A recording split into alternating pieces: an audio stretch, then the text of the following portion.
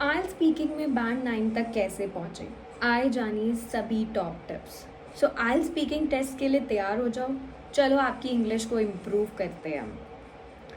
अगर आप प्रिपेयर कर रहे हो आइल्स के लिए तो आपको फीडबैक तो ज़रूर मिलता होगा अपनी टीचर्स के थ्रू कि कैसे आप अपने आइडियाज़ को एक्सटेंड कर सकते हो, और यही सबसे कॉमन चैलेंज है सारे स्टूडेंट्स के लिए। इस वीडियो के थ्रू मैं आपको बताने वाली हूँ वो वन वर्ड जिसके थ्रू आप अपने आइडियाज़ को एक्सटेंड कर सकते हो और अपने स्कोर को 9 बैंड तक इंक्रीज़ कर सकते हो। 3 डिफरेंट वेज के थ्रू मैं आपको बताने वाली हूँ कि कैसे इस वर्ड का आप यूज़ कर सकते हो अपने आइल्स के स्पीकिंग टेस्ट में। तो क्या आप वो वर्ड गेस कर सकते हो? एनी गेसेस कि वो कौन सा वर्ड है जिससे आपका स्कोर इंक्रीज हो सकता है? Yes, it's if. अब आप सोच रहे होंगे कि इफ़ वर्ड के थ्रू कैसे आपका स्कोर इंक्रीज हो सकता है। क्या ये कंडीशनल लेसन है जिसमें फर्स्ट, सेकंड या थर्ड कंडीशनल मैं आपको बताने वाली हूँ? नहीं, ये वीडियो आपको प्रैक्टिकली बताएगा कि कैसे आप इफ़ वर्ड का यूज़ कर सकते हो और आपको क्यों इस वर्ड का यूज़ करना है ताकि आपका स्कोर इंक्रीज हो सके। स्कोर इंक्रीज करने के लिए तो आपको फोकस करना होता है 4 एरियाज पे। प्रोबेबली आप वो जानते होंगे। Fluency and coherence, grammar, vocabulary, pronunciation, जो कि हमारे स्पीकिंग के पैरामीटर्स हैं। बट इस लेसन के एंड में आप उन टेक्निक्स को यूज़ कर पाओगे और एटलीस्ट 3 एरियाज पे आप इम्प्रूव कर पाओगे। तो वो 3 एरियाज कौन से हैं? सबसे पहला फ्लुएंसी एंड कोहेरेंस, मतलब आपको कैसे कनेक्ट करना है अपने आइडियाज़ को, कैसे डेवलप करना है। ग्रामर, ग्रामर कैसे इम्प्रूव करनी है कि वैरायटी ऑफ सेंटेंस स्ट्रक्चर्स का यूज़ करना है। और उसके बाद आपकी pronunciation, pronunciation means little bit pronunciation पे आपको फोकस करना है, जैसे टर्म्स ऑफ सेंटेंस स्ट्रेस, कि आपको कौन से सेंटेंस पे, कौन से वर्ड्स पे स्ट्रेस देना है। Let's look at the first one. हम सबसे पहले मेथड को देखते हैं। मैंने आपको बताया कि मैं आपको 3 वेज बताने वाली हूँ जिसके थ्रू आप इफ वर्ड का यूज़ कर सकते हो।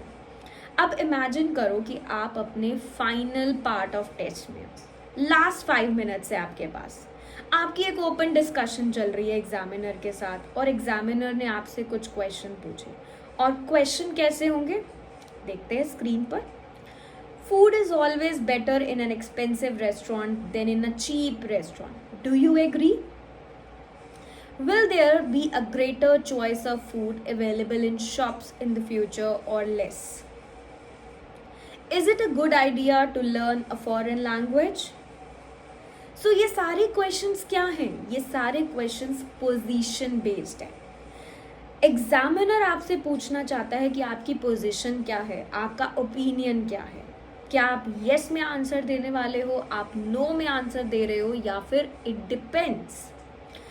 It depends. अब अगर आपने इट डिपेंड्स बोल दिया तो ये एक सिंपल तरीका है अपने स्कोर को इम्प्रूव करने के लिए। बट सबसे इम्पॉर्टेंट पार्ट क्या है कि जब आपने बोला इट डिपेंड्स, उसके बाद आपको क्या करना है? उसके बाद आपको एक्सप्लेन करना है। एक्सप्लेन कैसे करोगे? अब आपका फर्स्ट प्लेस क्या है कि आपने यूज करा वर्ड इफ को, आपने ये भी बोला इट डिपेंड्स। तो अब आपको एक सर्कमस्टांस, एक सिचुएशन को एक्सप्लेन करना है। सबसे पहले इट डिपेंड्स, इफ एक्सप्लेन करो उस situation. Then but if explain करो अदर पोजीशन। तो ये मेथड 1 है, इट डिपेंड्स। स्क्रीन पे अवेलेबल है। अब हम एग्जाम्पल के साथ इसको करेंगे। Food is always better in an expensive restaurant than in a cheap restaurant. Do you agree? क्या आप एग्री करते हो? अब आप क्या कह सकते हो? मेरा रिस्पॉन्स क्या है इस क्वेश्चन के लिए? It depends. अब क्वेश्चन में आपसे पूछा गया है कि क्या फूड हमेशा बेटर होता है एक्सपेंसिव रेस्टोरेंट में रादर देन चीप रेस्टोरेंट में? अब मुझे ऐसा लगता है कि it depends. If the food is expensive because the restaurant has a famous chef, then the food would probably be better.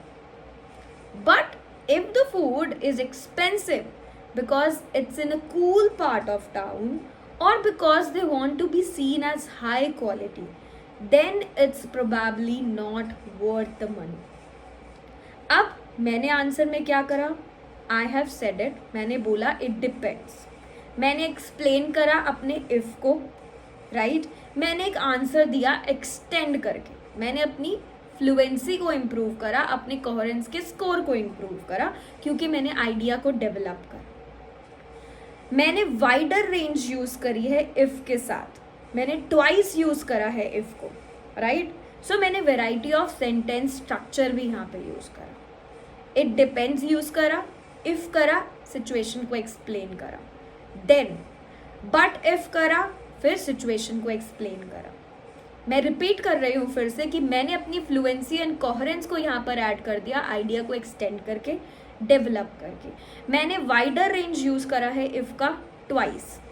Third thing, मैंने variety of sentence structure use करा। Finally pronunciation, मैंने प्रोनाउंसिएशन पे भी focus करा, क्योंकि मैंने sentence stress दिया है 2 वर्ड्स पे, if the food is expensive, but if the food is expensive. तो इफ एंड बट स्टार्ट कहाँ पर हो रहे हैं, सेंटेंस के ईच में, right so this is going to allow, examiner सोचेगा और आपको हाई स्कोर देगा, right now keep in mind, yes it's a simple technique, कि ये एक सिंपल टेक्निक है, बट आपको इसको प्रैक्टिस करना है बिफोर द टेस्टिंग। एक हैबिट बना लो, ये कोई एक अलग तरीके की स्ट्रैटेजी है जो आपको याद रखनी है, इम्पॉर्टेंट है आपके लिए कि आप प्रैक्टिस करो और आइडियली इसका फीडबैक लो। It depends, if, then, but if, जिससे आपकी कोहेरेंस भी इम्प्रूव होगी, फ्लुएंसी भी होगी, प्रोनाउंसिएशन भी होगी और आपकी ग्रामर भी फोकस होगी, राइट तो let's move on to the second method. Second method क्या है जिससे आप अपने स्कोर को इम्प्रूव कर सकते हो, मेथड नंबर 2, इफ यूज करने के लिए। अब ये स्पीकिंग टेस्ट का है, इस मेथड को हम क्या बोलते हैं, कॉज एंड इफेक्ट मेथड। इस मेथड को हम क्या बोलते हैं, cause and effect method. 3 more position based questions हैं यहाँ पर।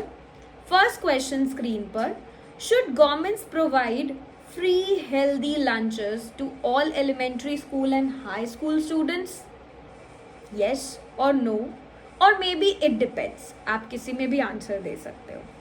Should we teach young children how to cook in school again, फिर से आप या तो यस में आंसर दोगे या नो, या फिर it depends. Should government invest in green technology, अब आपको एक आइडिया लगा, सो अगेन हम क्या करेंगे, यहाँ पे इफ का यूज करेंगे और कंडीशनल सेंटेंस बना के एक्सटेंड करेंगे अपने आइडिया को। एग्जाम्पल के साथ करते हैं।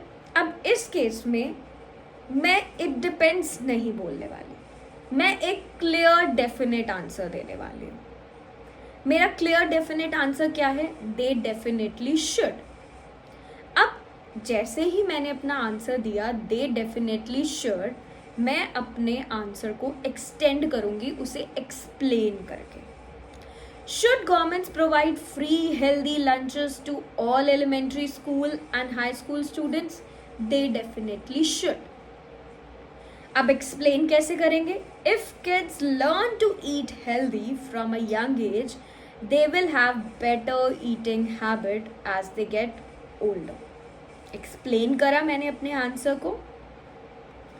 अब मैंने आपको एक कॉज दिखाया है, वो कॉज क्या है, learn to eat healthy.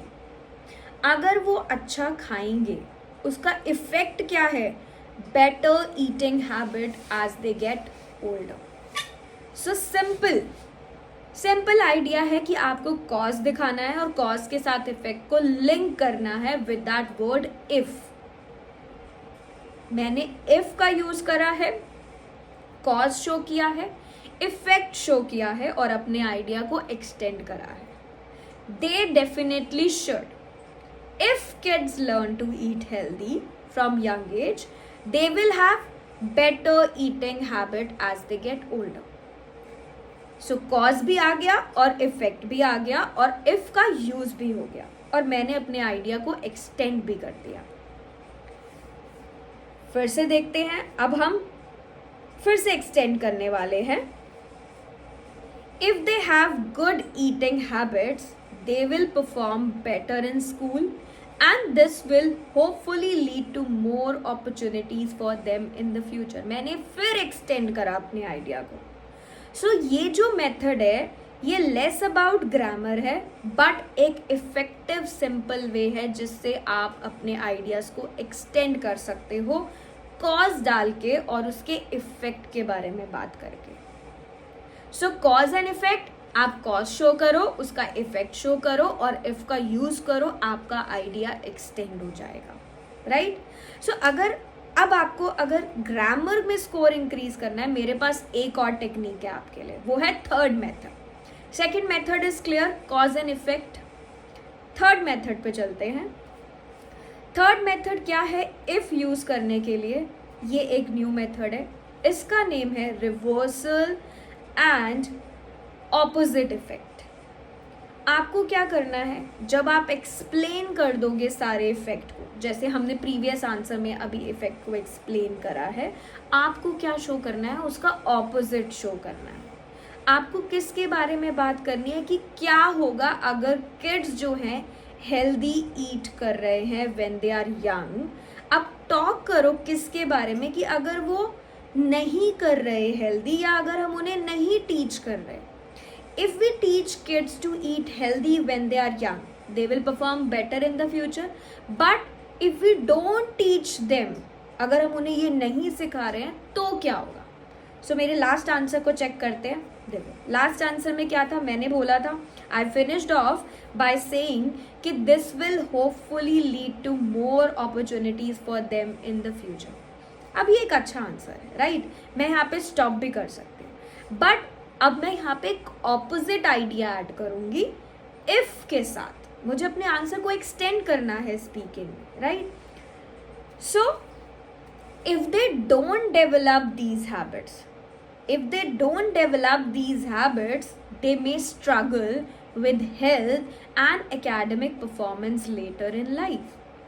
Now of course आप में से कुछ लोग ये सोच रहे होंगे कि वेराइटी ऑफ सेंटेंस का यूज करना है, right? And I have used if 3 times. मैंने 3 बार इफ का यूज कर लिया. यू आर राइट, आप ठीक हो. आपको इफ का यूज हर बार नहीं करना. देर आर डिफरेंट वेज जिससे, और you could do this with different words also. For example if का बार बार यूज ना करके हम किसका यूज कर सकते हैं? विदाउट का. Without these habits they may struggle with health and academic performance later in life. तो अब मैंने यहाँ पे if का यूज़ कितनी बार करा है? 2 बार. थर्ड टाइम मैंने if का यूज़ नहीं करा, मैंने यहाँ पे without का यूज़ करा. वर्ड if एक रियली इफेक्टिव वर्ड है जिसको आप यूज़ कर सकते हो, but like all words and sentence structure in IELTS, अगर आप सेम थिंग को बार बार यूज़ करते हो तो इसका मतलब आप वेराइटी नहीं यूज़ कर रहे. So you can use twice. आप 2 बार इफ का यूज करो, बट थर्ड टाइम अगर आपको वर्ड यूज करना है तो आप डिफरेंट वर्ड का यूज करो. नाउ रिमेंबर, जब भी आपने यूज करा वर्ड इफ, आपके पास एक अपॉर्चुनिटी है कि आप ऐड करो कुछ स्ट्रेस वहाँ पे उस वर्ड पे, ताकि आप शो कर पाओ कि आप एक आइडिया को डेवलप कर रहे हो या फिर आप कॉन्ट्रास्ट कर रहे हो अपने प्रीवियस आइडिया से, राइट? अब लास्ट आंसर पे देखते हैं. फ्रेज को देखो, if they don't develop these habit, ये क्या है? कॉन्ट्रास्ट कर रहा है प्रीवियस आंसर से, प्रीवियस दोनों सेंटेंसेस से. सो यहाँ पे एक आपके पास एक ब्यूटीफुल अपॉर्चुनिटी है कि आप क्या करो, लिटिल बिट स्ट्रेस डालो. So if they don't develop these habits, they may struggle with health and academic performance later in life. Little bit stress से एक big difference बनता है. आपने variety of grammar cover कर ली है, अब आप क्या करोगे? यहाँ पे grammatical structures पे focus करो और accuracy लाओ, right? अब हम क्या बात करने वाले हैं इसके बाद? Let's talk about accuracy of grammatical structure. Now see the first conditional. अब यहाँ पे आप सेंटेंस देखो, if kids learn to eat healthy from young age, they will have better eating habit as they get older. अब if kids learn, ये present simple है, तो अगर प्रेजेंट सिंपल है तो आंसर में क्या आएगा, they will have future, right, they will have better future use करेंगे हम यहाँ पे. अनदर एग्जाम्पल देखते हैं सेकेंड कंडीशनल के लिए. सो अगर आप यूज कर रहे हो सेकेंड या मिक्स्ड कंडीशनल, तो एग्जाम्पल देखो, if the food is expensive because the restaurant has a famous chef, then the food would probably be better. और अगर यहाँ पर आता है कि if the food were expensive because the restaurant has a famous chef, then the food probably would be better. So दोनों ही acceptable है, आप दोनों में से कोई भी यूज कर सकते हो, right. One more thing, thank you so much for sticking around इतनी देर तक वीडियो देखने के लिए. बट मेरे पास वन मोर बोनस मेथड है आपके लिए, जो रियली एडवांस यूजर्स के लिए है इंग्लिश की. और आप समझ पाओगे कि जब आप इसको देखोगे, जब आप लर्न करोगे प्रीवियस 3 मेथड्स को, वो भी आपको हेल्प करेंगे और ये वाला भी आपको हेल्प करने वाला है. बट ये एक एडवांस टेक्निक है, दिस इज मेथड नंबर 4, और ये अदर टेक्निक्स को भी बिल्ड करता है. इसमें बिट ऑफ रिफ्लेक्शन है एट द एंड. अब मैं आपको दिखाती हूँ कैसे. तो इस एग्जाम्पल को देखो जो अभी हमने लास्ट में करा है. आई होप यू रिमेंबर कि मैंने क्या बोला था. This will hopefully lead to more opportunities for them in the future. अब मैं सोच रही हूँ कि इसको मैं रिफ्लेक्ट करूँ बिट पर्सनली, सो मैं इसमें कुछ ऐड करने वाली हूँ. If kids in my generation had learn this, we would have grown up much healthier. अब मैं यहाँ पे इफेक्ट की बात नहीं कर रही फ्यूचर की, कोई रिवर्सल की बात नहीं कर रही सिचुएशन की. I am adding a reflection कि क्या हुआ था पास्ट में और क्या उसका इफेक्ट हो रहा है फ्यूचर में. सो ये एक एडवांस टेक्निक है, right, and it's refer to commonly as the third conditional. इसको हम थर्ड कंडीशनल बोलते हैं. सो केयरफुली देखो, if kids in my generation had learn this, we would have grown up much healthier. Past perfect, right. So ये जो form है grown up being the future conditional है ये, राइट. तो अगर आप फेमिलियर हो इस लैंग्वेज से और अगर आप ऑलरेडी यूज कर रहे हो इसको थोड़ा बहुत भी, तो ये आपको हेल्प करने वाली है. क्विकली स्टार्ट करो इनको ऐड करना अपने आइडियाज़ में, अपने स्पीकिंग रिस्पॉन्स में. ये एक न्यू ग्रामेटिकल स्ट्रक्चर है आपके लिए. आपको इससे रिलेटेड कोई भी वरी नहीं करनी है, just try to use it. ये एक एडवांस टेक्निक है थर्ड कंडीशनल का यूज करना इफ के साथ. Once again, don't use if in every single sentence. हर सेंटेंस में बिल्कुल भी इफ का यूज मत करो. स्पीकिंग टेस्ट में यूज करो उन सारी टेक्निक्स को जिनके थ्रू आप अपने आइडियाज को एक्सटेंड कर सकते हो, जैसे it depends, cause and effect, reversal और ऑपोजिट इफेक्ट, और पास्ट रिफ्लेक्शन जो आज को इफेक्ट कर रहा है, राइट. ये एक बहुत अच्छा तरीका है अपने ब्रेन को ट्रेन करने के लिए, सोचने के लिए डिफरेंट टॉपिक्स को. होपफुली फिर आप इनके साथ प्रैक्टिस भी करो, आप एक परफेक्ट एक्यूरेसी कर पाओगे अपने ग्रामेटिकल स्ट्रक्चर की. मेथड नंबर 1 में हमने इट डिपेंड्स के थ्रू अपने सेंटेंस को एनहांस करा, एक्सटेंड करा. मेथड नंबर 2 में हमने कॉज एंड इफेक्ट के थ्रू अपने सेंटेंस को ऐड करा. मेथड नंबर 3 में हमने पॉजिटिव और रिवर्सल के थ्रू अपने सेंटेंसेस को एक्सटेंड करा. और मेथड नंबर 4 में हमने रिफ्लेक्शन के थ्रू करा और अपने ग्रामेटिकल स्ट्रक्चर को मोर एक्यूरेट करा. So thank you so much देखने के लिए ये 3 वेज कि कैसे आपको वर्ड इफ का यूज करना है, राइट. फोर्थ वाला मेथड भी मैंने आपको बताया, तो ये बोनस मेथड था आपके लिए। आई होप ये सेशन आपको अच्छा लगा। कमेंट्स करके बताओ कि आपको अगर कोई क्वेरी है तो। Till then, see you for the next time. Bye.